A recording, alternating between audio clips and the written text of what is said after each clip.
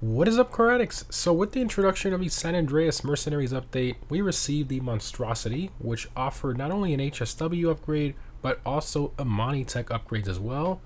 Now it did offer the RC unit, or the Missile Lock-On Jammer, however, it did not offer the traditional Amani Tech armor plating upgrade, or so we thought. So Rockstar accidentally hid it behind the interior type section, specifically the racing kit upgrade, and it only works with that one. So if you install that option, it goes from taking 6 homing missiles to blow up to taking 12 homing missiles to blow up, which is pretty insane. Now with the new Penaud La Coureuse, they actually made the same mistake. So there's no armor plating option in your agency for it. So a lot of people were assuming maybe if you install the first roll cage option, it might apply the extra armor that way as well. Well, that turned out to not be the case. Believe it or not, for some reason, they actually linked it to the first Sunstrip option. I'm not joking. A Sunstrip, that's $1,100, and literally only the first option, the white Fukuru Sunstrip, works with this, and it just makes it even more hilarious.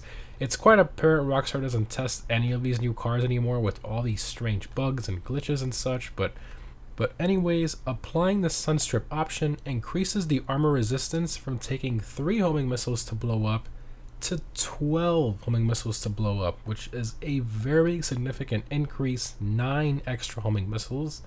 And again, it's only an $1,100 upgrade, and you can actually apply this in any custom shop. It doesn't have to be the agency. Now, it's likely Rockstar is going to patch these armor bugs with the next DLC in December, but at least we can take advantage of it for now with some cheap upgrades and no visual armor plating on the doors.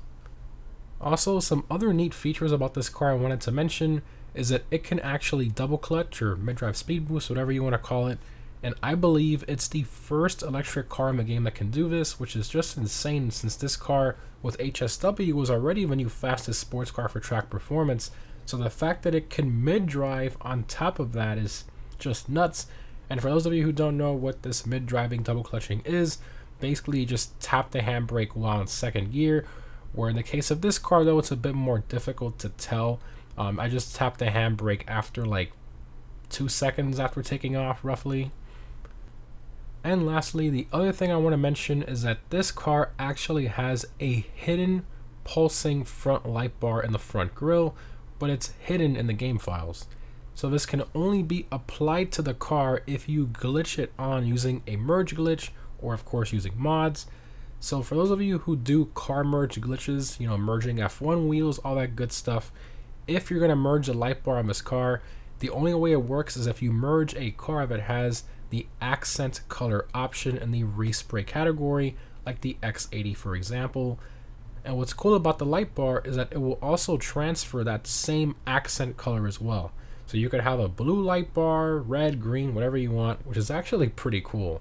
And a massive shout out to my friend Talentoso for providing this info on this light bar glitch, and for also being kind enough to allow me to buy his car from the LS car meet. So it's a real shame Rockstar cut that feature off this car as standard. It would have been a nice addition to the rear pulsing light bar, pulsing front and rear, but it just is what it is. So who knows if Rockstar meant to put it on there and maybe forgot, but at least you can try to glitch it on there in game. But anyways guys, some really interesting bugs and features on this car that I figured I'd share. Thanks for watching, hope this was helpful, and I'll see you in the next one.